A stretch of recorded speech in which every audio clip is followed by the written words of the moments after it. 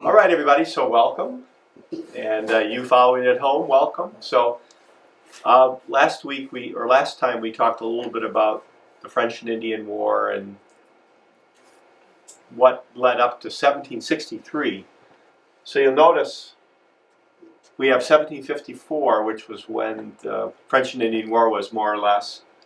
And then in 1763, that's when Britain put that line there and called the Proclamation of 1763. And the idea was that this was kind of for the Indians.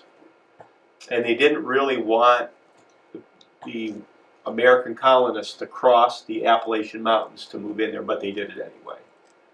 So one of the things we're going to look at tonight, or the primary focus tonight, is what's going to happen between 1763 and 1775, when the battles of Lexington and Concord happened. And were any of those events that happened crucial to the Revolution, or was the Revolution kind of it just happened? So that's the drama for tonight. So I think one of the really important points about American history, and I mentioned this last time too, is there's so much land in the United States. So when the colonists came and they settled the 13 colonies, they were very mobile, they were very fluid. And especially as they moved west toward the Appalachians, it became harder and harder for them to be governed. And I think that's one thing the Brits didn't really understand, was that they're not only far away from the American colonies, but the American colonies themselves are so spread out. How do you govern people like that? And I think that's one of the big reasons the Revolution finally happened, is we were not only far away from Britain, but we had all this land. And it was filling up with people, and people were used to doing their own thing, and especially their local assemblies. So here in New England, we still have the town meeting kind of government. And one of the big issues that's going to be a big deal is who can control the people in the 13 colonies. Is it Parliament in Britain, or is it their local assemblies? This is huge in this story.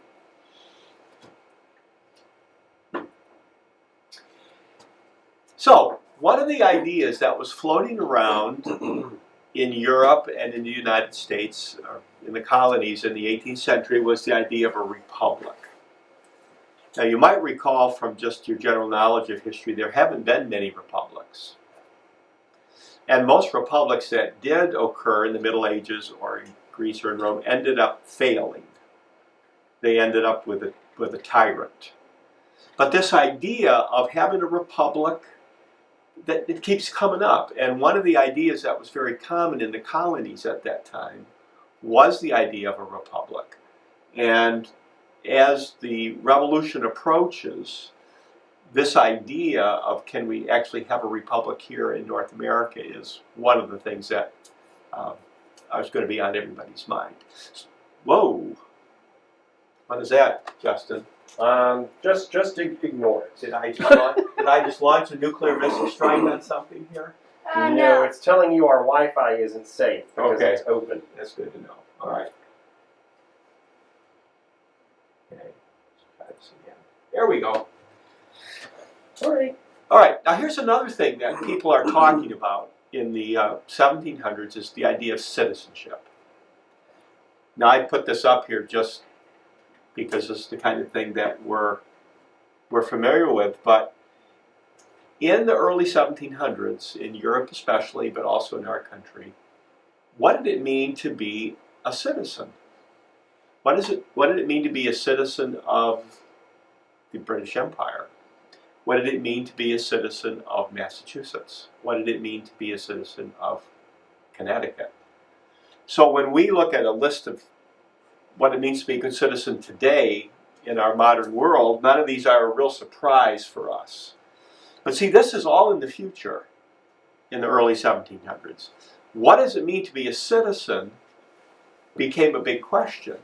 And one of the divides that we're going to see happening is that as time goes on, more and more Americans saw themselves as citizens of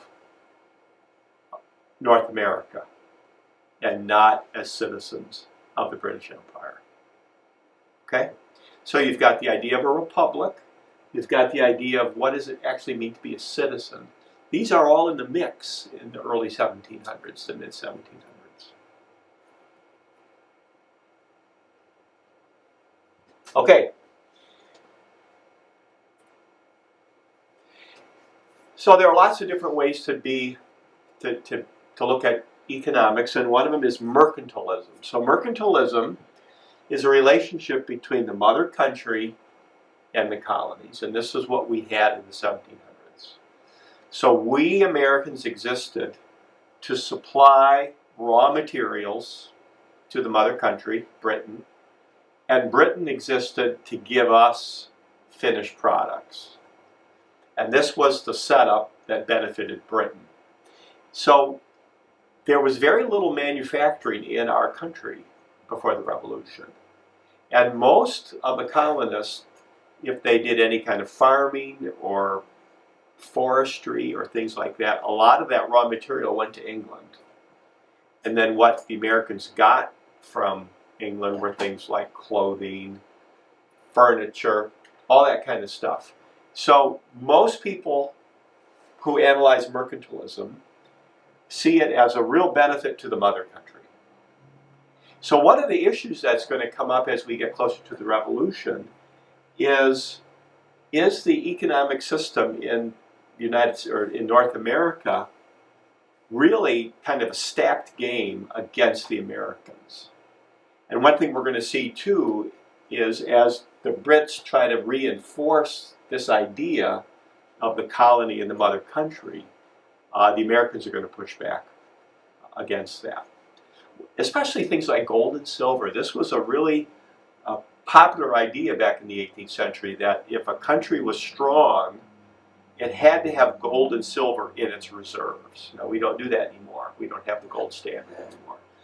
But Britain really used this to amass gold and silver into its own treasury, which it could use to fund its navy and the redcoats and all that kind of stuff. And as we get closer to the Revolution, one of the big issues that's going to be facing the Americans is they don't really have any gold and silver. They start issuing their own money, paper money, which is pretty worthless.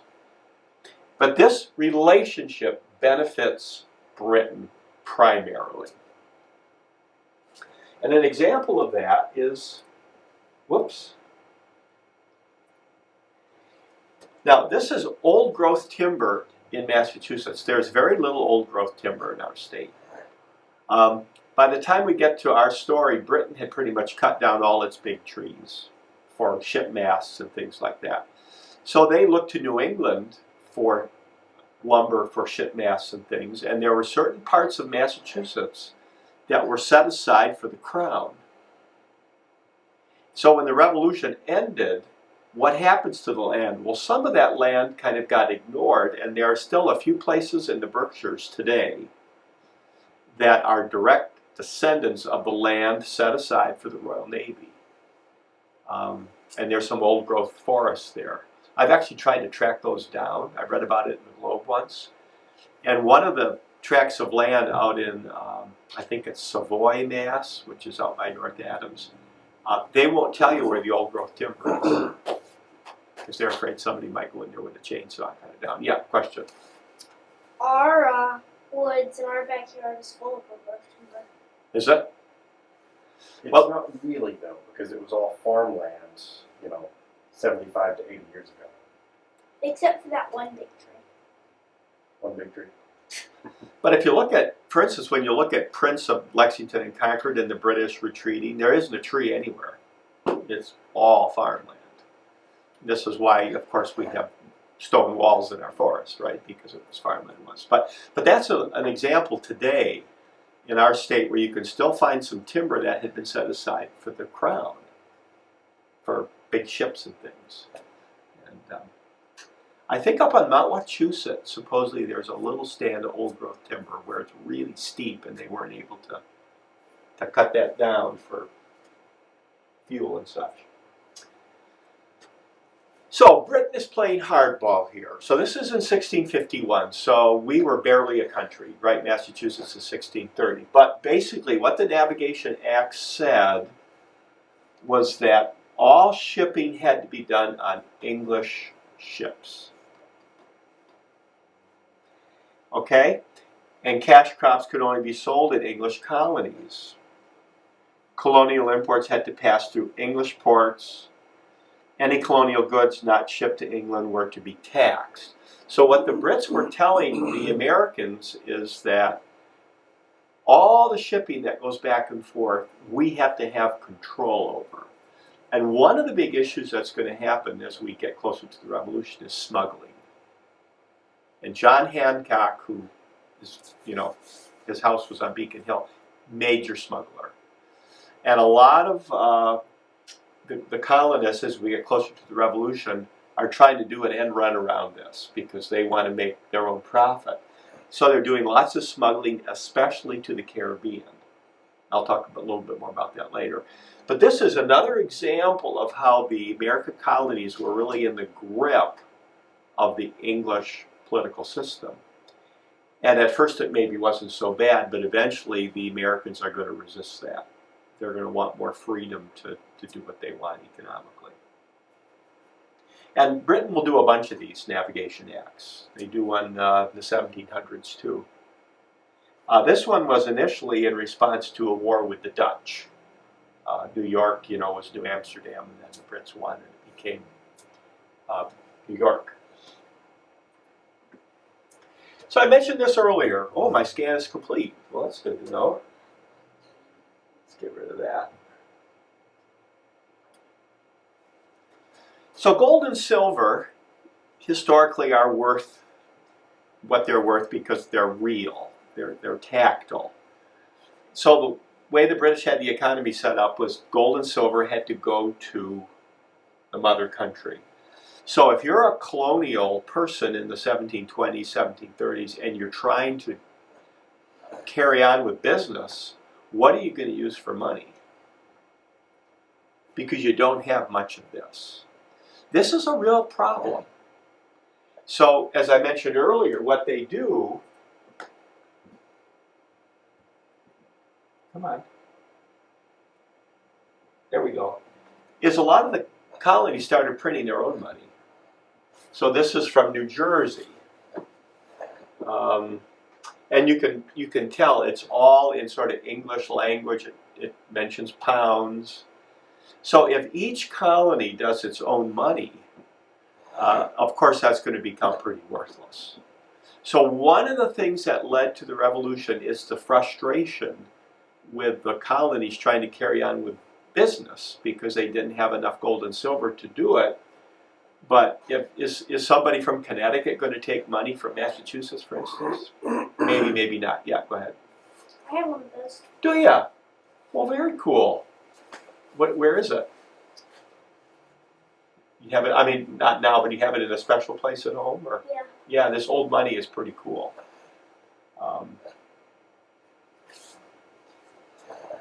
But you'll notice it's in pounds, it's not dollars. This is 1759. So if you're a colonial merchant or a colonial person trying to buy and sell stuff, this becomes a real pain because it's not really worth much. Particularly as you get farther and farther away from where you live. I mean, if you live in Whitensville and Unibank has currency, maybe that would work. But you take a Unibank dollar bill down to New York City, they don't know what Unibank is, so.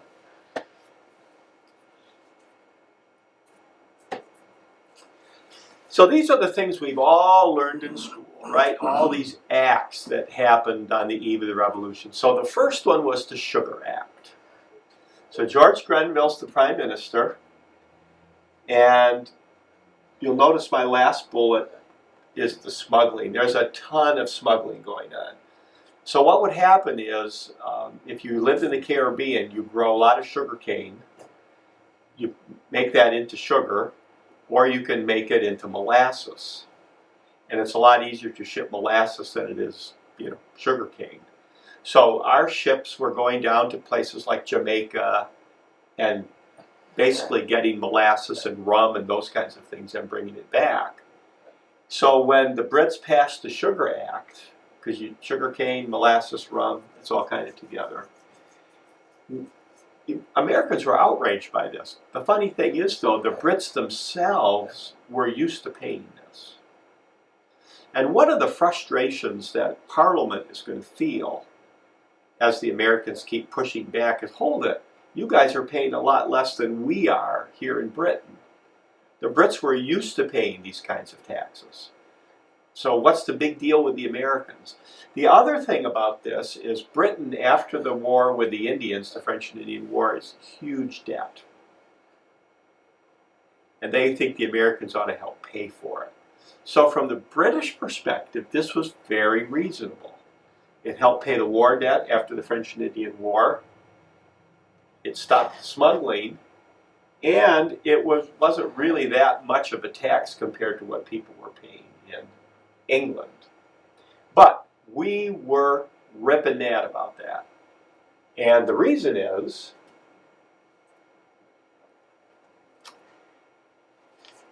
associated with it was a quartering act. It said that colonists had to provide food and shelter for British troops.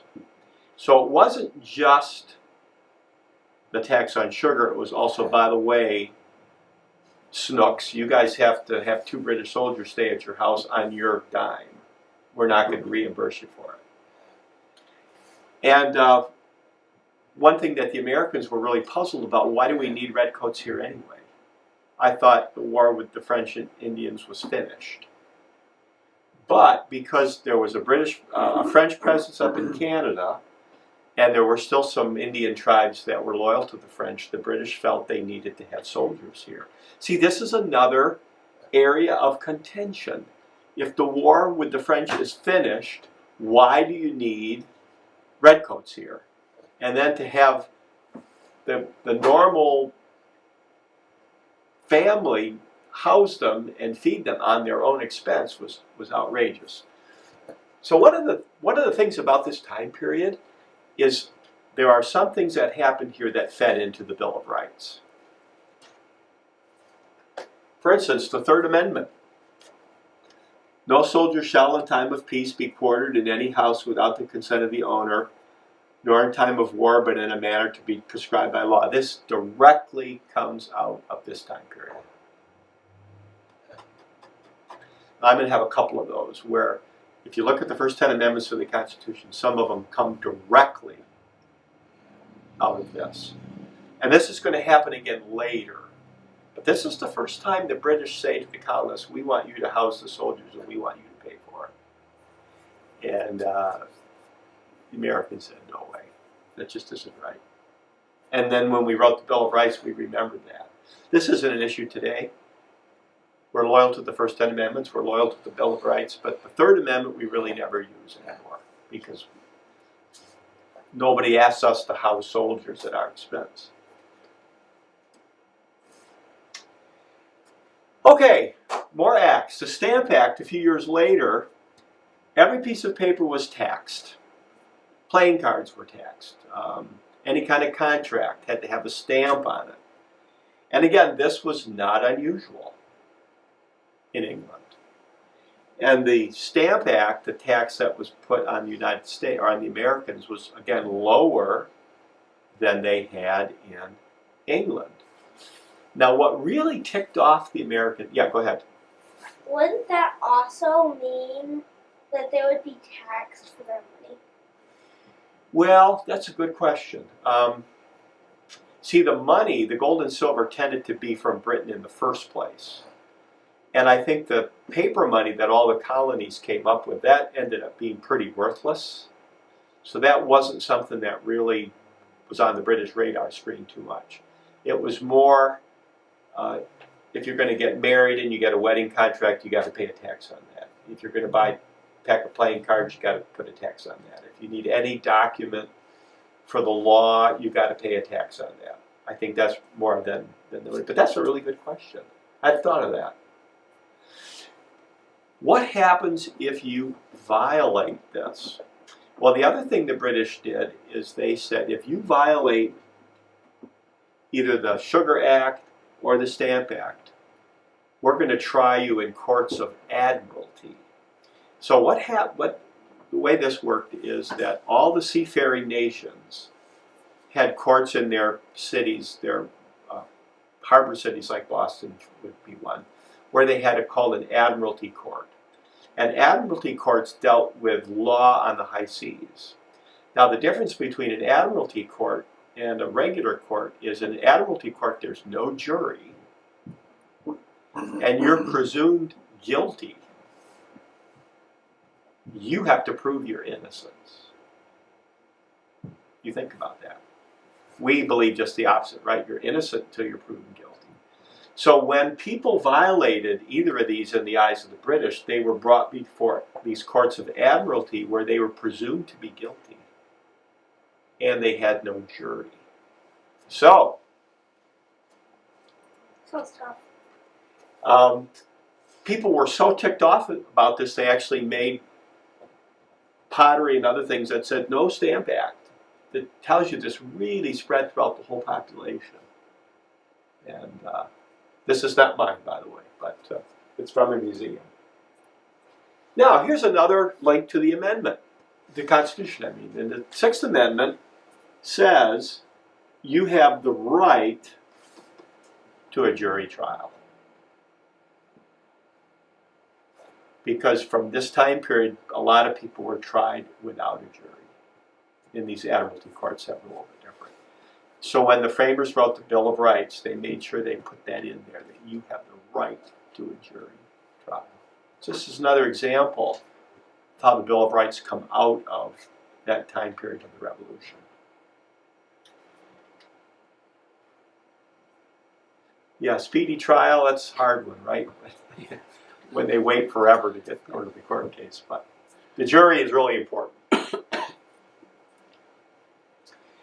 So this is the big phrase, isn't it? We associate this with the Revolution. No taxation without representation. Where does this come from? Well, remember, the New Englanders especially had local assemblies. And Monday night, we have our town meeting. And they were used to that. And the idea was, well, we don't care if Parliament passes laws and things. But when it comes to taxes, we want to be taxed by our own people. So some people have said, well, what if the Brits had said, okay, send 5 guys to Parliament, then you can have representation. But that wouldn't have been the real representation, because it wouldn't have represented enough Americans in number to actually make a difference. So even when some people said, all right, send 3 guys to Parliament and then you'll be okay, Americans said, hold it, that's still not going to work, because there are 100 guys in Parliament saying we only get 3, we're never going to have any effect. But that was the big issue here. It's that we don't mind paying taxes, we just want it to be by our local people. By the way, anybody recall in our current system of the 2 houses of Congress, which one do all tax bills originate? The House or the Senate? It's the House, absolutely, because that's closer to the people. But that comes out of this time period.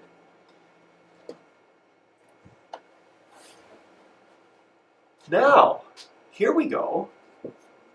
The Stamp Act Congress. Now you notice, everybody, this is 1765, so this is 10 years before Lexington and Concord. 10 years before. What happened was various colonies sent people to a get-together, 9 of the 13 colonies. Virginia, Georgia, New Hampshire, North Carolina were not represented for various reasons. Their big theme was no taxation without representation. Now, why haven't you heard of this? Well, because it didn't really make that much of a splash. In Parliament, nobody noticed. And even in our country, a lot of people didn't really pay attention to this. It's only in retrospect that we see in this sort of the embryo of finally the colonies working together.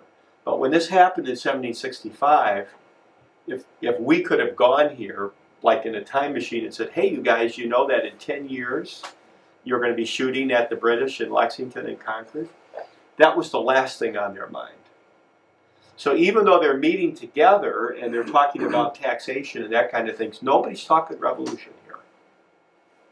Nobody's talking breaking with the mother country. That's going to be in the future.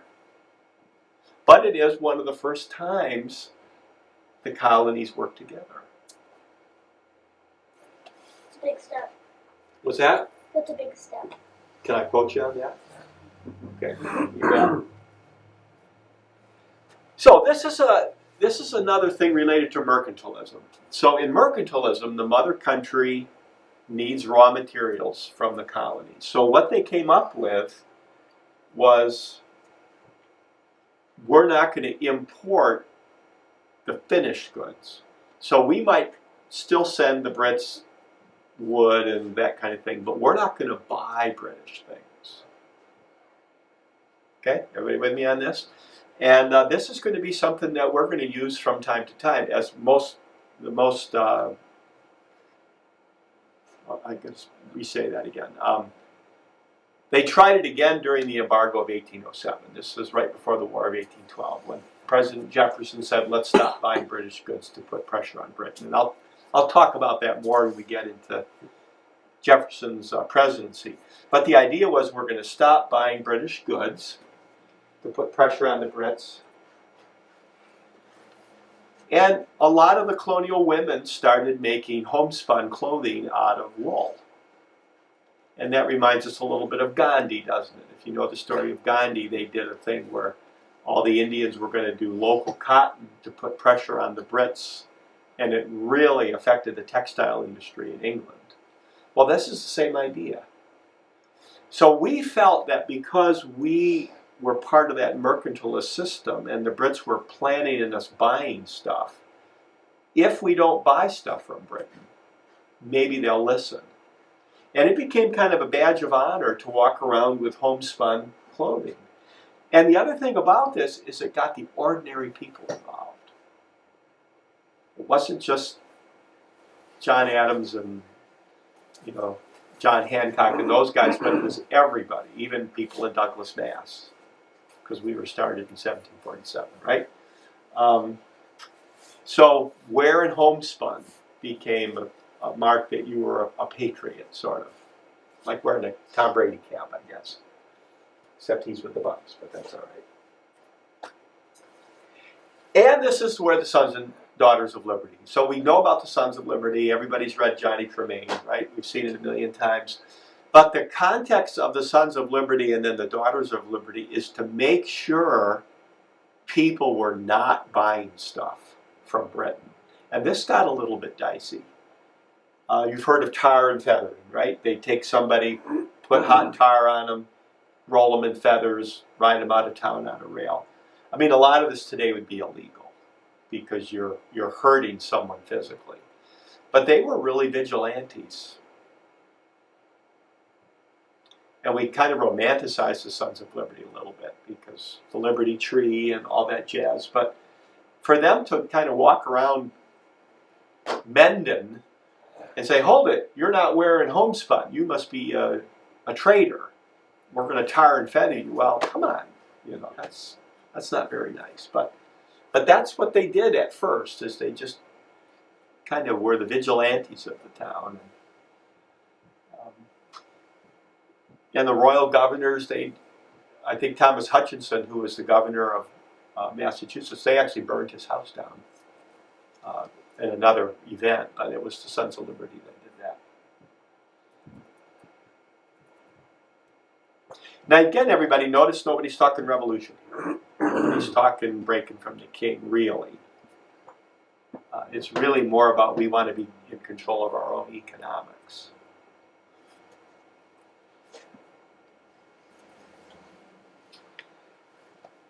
Well, Parliament punted.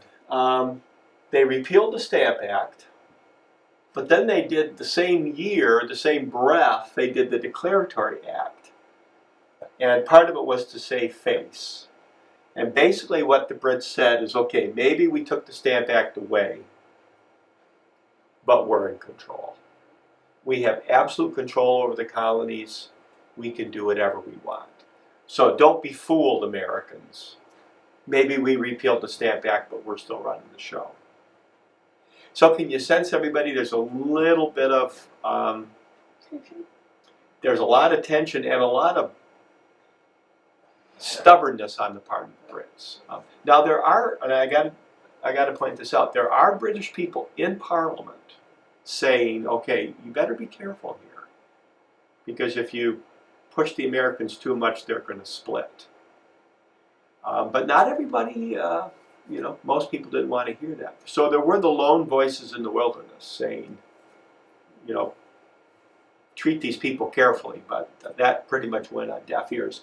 And as we get closer and closer to Lexington and Concord, Parliament is going to get really uptight. I mean, we tend to blame a lot of it on George III, the King of England, but Parliament was in there too. They really wanted to punish those Americans for not being grateful to the empire. So now we are in 1767, so we're 8 years away from Lexington and Concord. And the Townshend Acts was where we get the tea. We all know about the Tea Party, right? So you'll notice that the Brits are trying all these different ways to basically get more revenue from the colonies. And the reason they're doing that is because there is so much debt after the French and Indian War. And as I said already, from Parliament's perspective, this was very rational. Why can't these Americans realize that we're just asking them to help pay for protection? So when the Townshend Acts came in 1767, and they put the tax on tea, again, people are outraged. They missed the point that the tea tax in North America was less than the tax in England. So if you were drinking tea in England, it was more than if you were drinking it in the colonies. But that wasn't the point. The point was Parliament couldn't do that. 3 years later is the Boston Massacre. So 1770, March 5. And I think we tend to think that Boston Massacre, Tea Party, they all kind of happened right kind of at the same time. This is 5 years before Lexington. So there are a lot of things about the Boston Massacre that are kind of fascinating. One is that when this was all finished, the lawyer defending the Redcoats was John Adams, our second president. He was defending the Redcoats, and they were found innocent. You'll notice in this one, there's no mention of Crispus Attucks, who's the black guy. Later, when they would do prints of the Boston Massacre in the 1850s, then Crispus Attucks would be prominently shown, reminding people that the role black people have played in our country. But in Paul Revere's print, which is this one, you don't see him anywhere. And you'll notice it's right in front of the State House. That picture is not accurate. Right. So if you go there today, the State House is still there. They've actually moved the site of the Boston Massacre closer to the building because they had it right in the middle of the street, and all these tourists wanting to stay there, and the traffic was. This is a slick building. So it still has the symbols of the Royal Empire on it. You see the unicorn, or the lion and the unicorn. So this looks exactly like it looked in 1770. You may know this too, that like in the 1880s, the city of Chicago wanted to buy this building because the Bostonians had let it almost fall into disrepair. So then the people rallied and said, hold it, this is a historic thing we need to keep, and they fixed it up, and now the subway is below it, and then there's some history stuff in it. And every July 4, somebody comes out to this balcony and reads the Declaration of Independence from beginning to end. But that's where the Boston Massacre happened. Was it really a massacre? But massacre is kind of a loaded word, right? And the guy who really used this for propaganda, this is on the Boston Common. This is the monument to Crispus Attucks, the black guy who was killed. March 5, 1770. So you may want to. I think I've seen that. Yeah, it's right on the Common. It's cool. So here's Sam Adams, and Sam Adams enters the program now as the master propagandist. He did sign the Declaration of Independence. He did serve in the Congress. But you've got all these threads that are coming together. You've got the economic issues. You've got the Brits are kind of bullies. Parliament seems to be pushing it too much. Then you get the fighting in Boston. And Sam Adams is one of the ones who pulls this all together. He says, okay, now we've got something to work with. And it's under Sam Adams that you get these committees of correspondence. You might remember this from your 11th grade history class. That after the Boston Massacre, the colonies start to communicate with each other. They all have a committee of correspondence, but it's Sam Adams who started it. Brits did not like Sam Adams. One of the reasons they were going out to Concord was to get him and John Hancock. So this is another one of these examples of how the colonies are starting to work together. They've got committees that are writing back and forth to each other to just keep everybody up on the news. And you'll notice who else is involved. Thomas Jefferson, future president. Patrick Henry, give me liberty or give me death. Richard Henry Lee, I think he might be a great of Robert E. Lee, but one of the great Virginia families.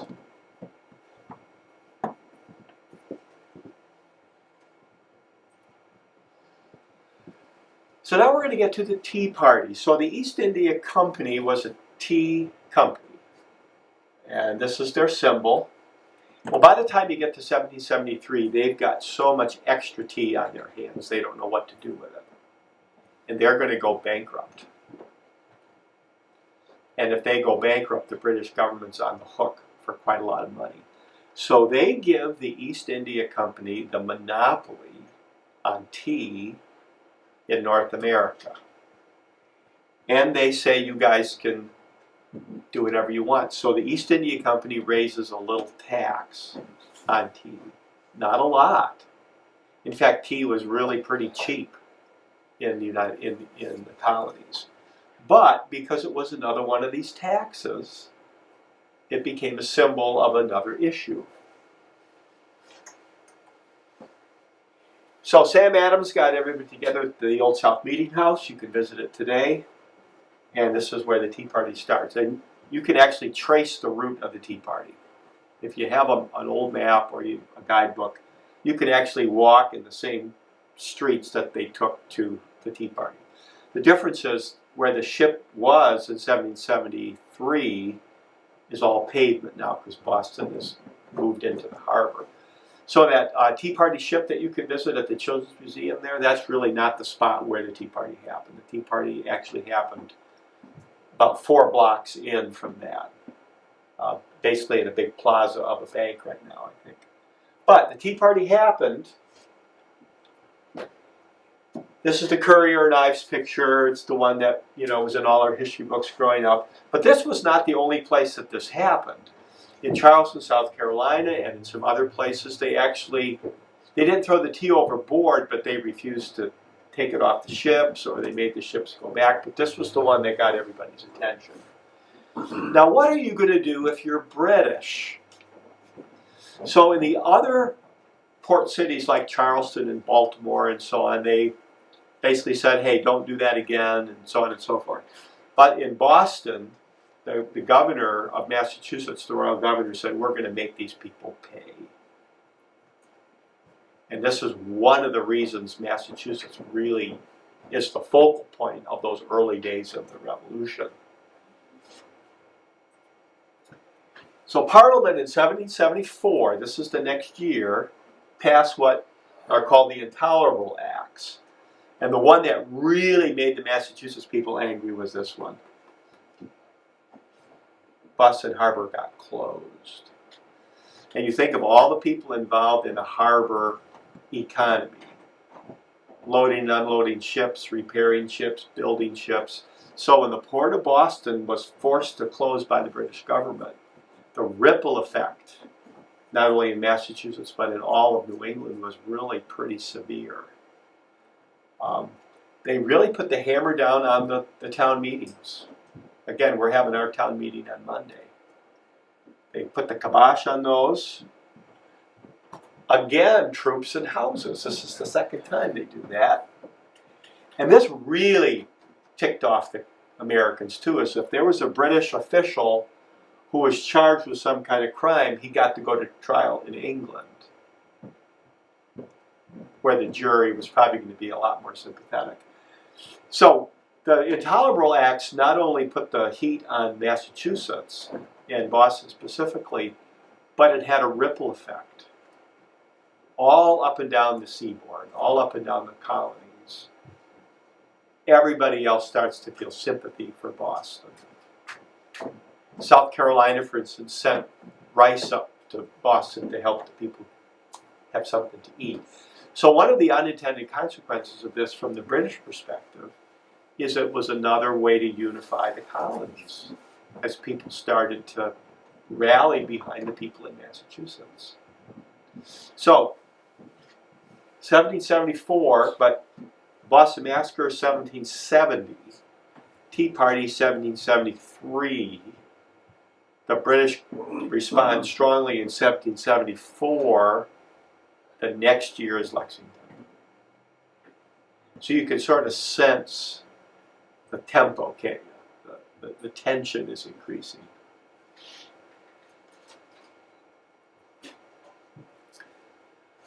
The First Continental Congress, September 5, 1774, George was there. All the heavy hitters were there. And as you recall from your American history, it's the Continental Congress that's going to actually execute the revolution. The army is called the Continental Army. The worthless money that they used was called Continentals, and you get the phrase, it's not worth a Continental. But this is the first kind of real Congress. And what they did is they didn't declare independence. They wrote a letter to George III and said, George, can we work something out? So even when they met in 1774, and George was there, and John Hancock was there, I mean, everybody was there. They're not talking independence. They're not. Yeah. I do recall one of the funniest facts in history is the fact that one of the people of the First Continental Congress wrote his name extra big on that letter so that King George III would have to put on his glasses. Yeah, you remember who that was? No. John Hancock. I was about to say that. Supposedly the king had bad eyesight, right? So he's Yeah. going to write his name really big, yeah.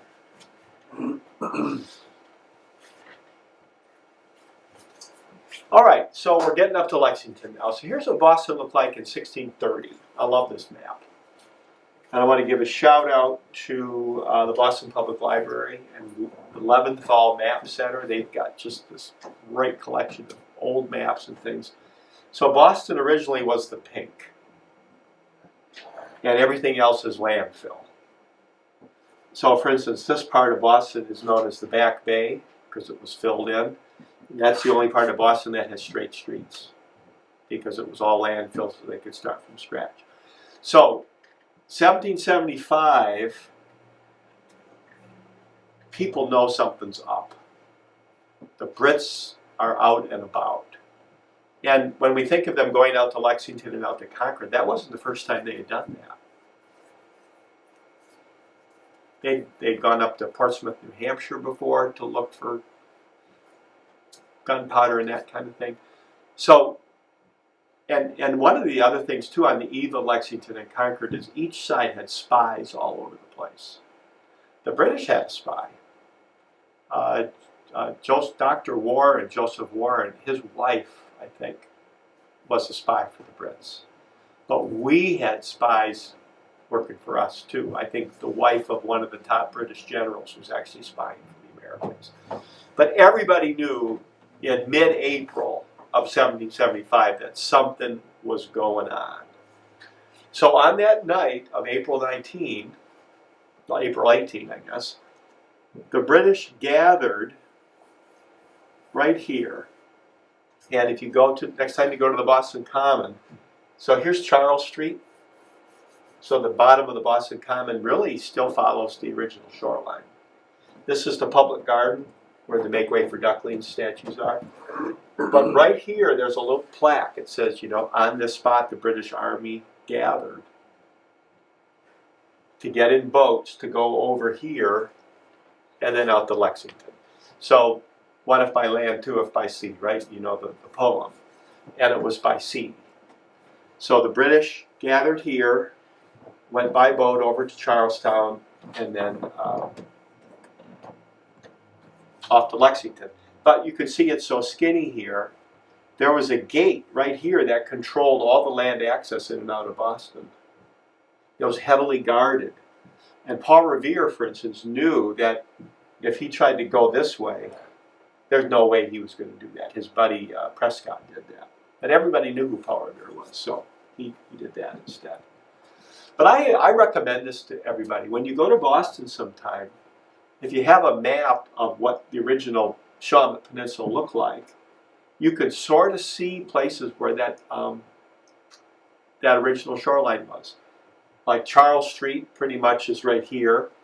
Atlantic Avenue pretty much follows it. And I think one of the slickest things is Mass General Hospital was first built right here. It was conceived as a hospital for ships to come in with sick people. So it makes sense that they would build it on the edge.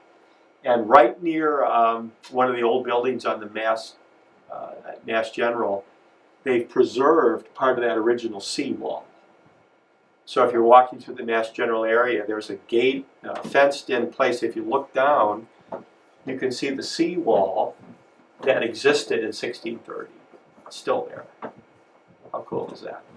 I wonder why there was a big pit next to the Boston Common. What's that? I wonder why there's a big pit next to the Boston Common. Well, the Boston Common's been there a long time.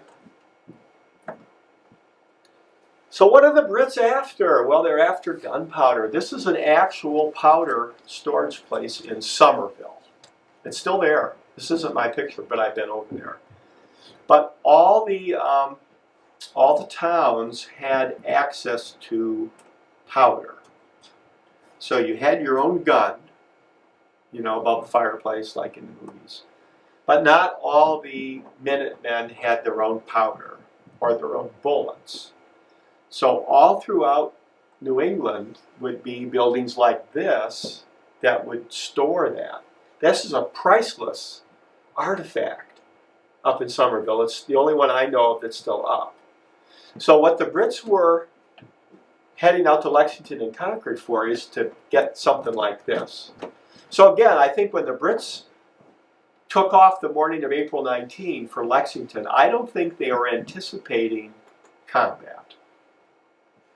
I think for them it was another expedition like they'd done up in what's now Portsmouth, New Hampshire, and other places, to just get the ammo and the bullets and things that the Minutemen would use. So when they got to Lexington Green, and the guys were waiting for them, I think they were a little bit surprised.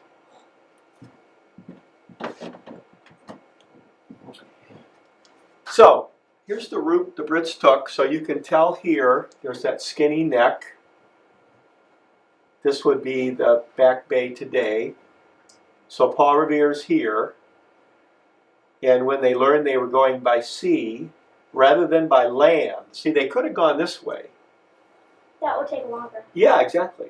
Yeah, good for you. So they went by sea, and then Revere is here, and then they basically took what's now Massachusetts Avenue, Route 2. It's called the Battle Road, and you can do it today. So Revere goes this way, and Dawes, his buddy, goes this way. And Revere actually gets captured. Yeah, I've heard about that. Yeah, British Patrol stops Revere, but then Dawes and those guys carry on. It's cool. I've done the Battle Road a bunch of times, and it's really neat. So here's another map of the Midnight Ride. So Paul Revere goes this way. He gets captured. They actually let him go. I think Revere says to the Brits, "You guys have other fish to fry than taking care of me." And they let Revere go. And this is, I think, so fascinating. When Lexington and Concord were finished, the Massachusetts government, or the colony, they wanted to have a nice historical record of what actually happened on April 19th. They interviewed everybody. And these documents are, in the library in Boston, and Mass Historical, and so on. They actually interviewed Paul Revere.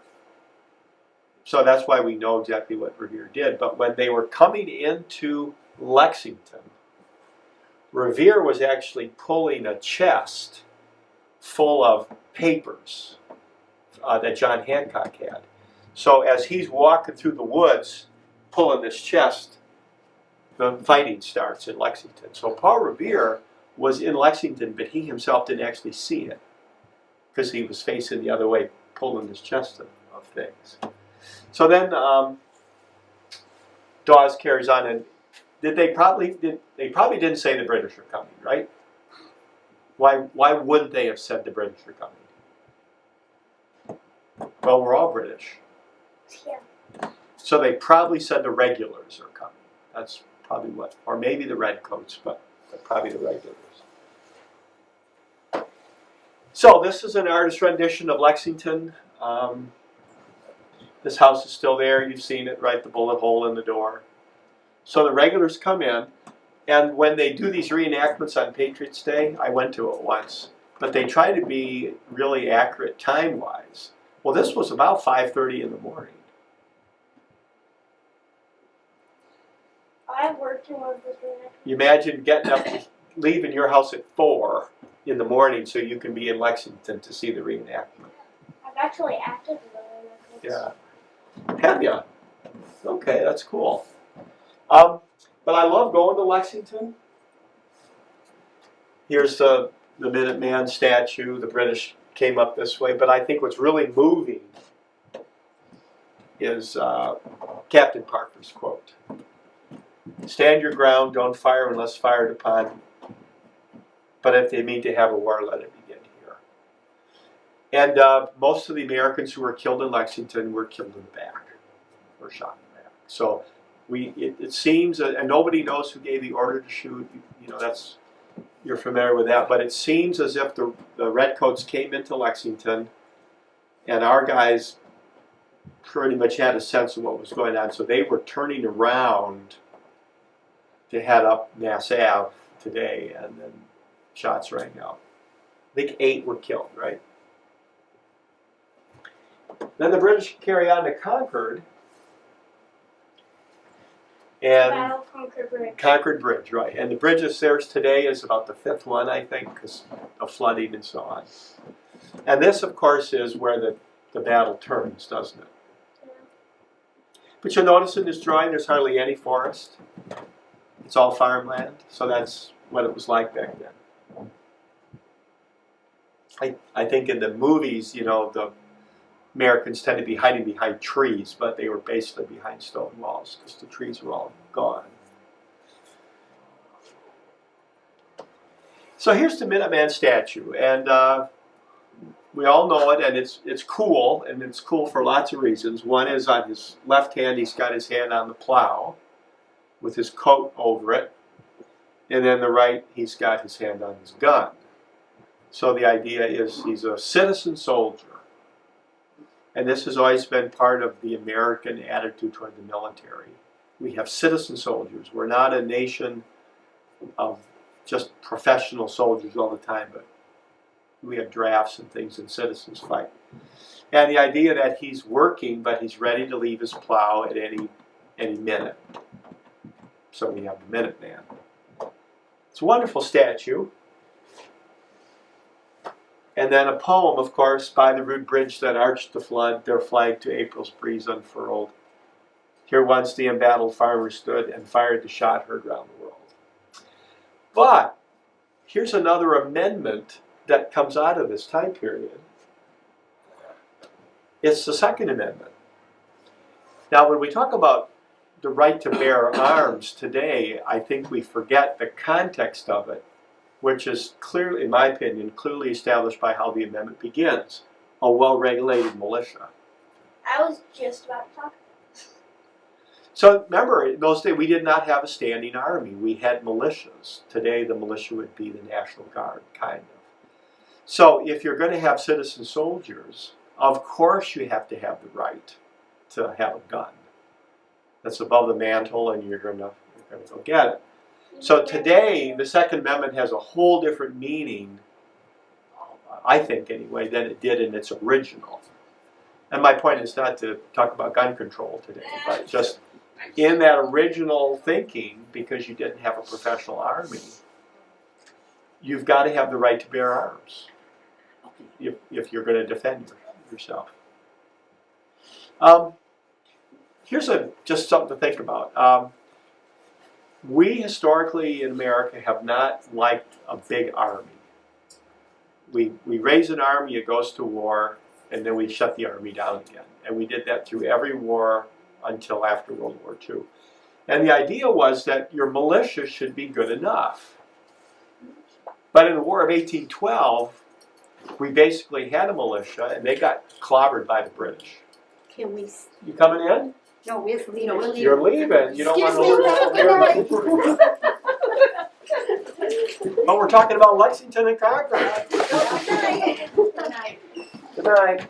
Good night. But this idea of a militia was really common until the War of 1812 when it didn't work. And after the War of 1812, we started having more of a professional army. All right, I got to wrap things up here. So here's the grave to the British soldiers at Concord. I think we forget that, but they were there too. And then the retreat, and one of the things the Brits weren't planning on is, as we followed them back into Boston, we did troops that went in circles. So they would shoot, move in a circle, shoot, move in a circle, shoot, move in a circle. So if you're a redcoat on the way back to Boston, it's almost like machine gun fire. So our guys were really well trained to do that, and they had practiced that before. So it was a bad day for Britain as they retreated. Absolute best book about this topic. Paul Revere's Ride. I hope we have it here in the library. It's awesome. And this is my finger. But one of the maps he has in here is the time at which all the towns around Lexington learned about it. It wasn't just Paul Revere. There were riders all over the place. Even Uxbridge heard about it, 6 hours later. All right, so Israel Bissell was the guy who rode to New York City with the news of the Lexington alarm, and he is buried, that's his grave, in Hinsdale, Massachusetts. I went up there to find it once. I read about it, and it's in a little grave, and he was a Paul Revere kind of guy, except he went down to New York City. So, next time you're in Pittsfield, everybody, go to Hinsdale. I don't think we're going to Pittsfield. All right, so this is my last one. I'm a little bit over time, but basically the war is about to start. Every side has advantages and disadvantages. And this is a list of them. We don't need to go through them, but I think if people were betting, they probably would have bet on the Brits in 1775. But that's for next time. So, any questions, anybody? Sarah, any questions? Nope. All right. Well, thanks for coming. Justin, thanks for hosting. You did all the work. All righty. Adios, everybody.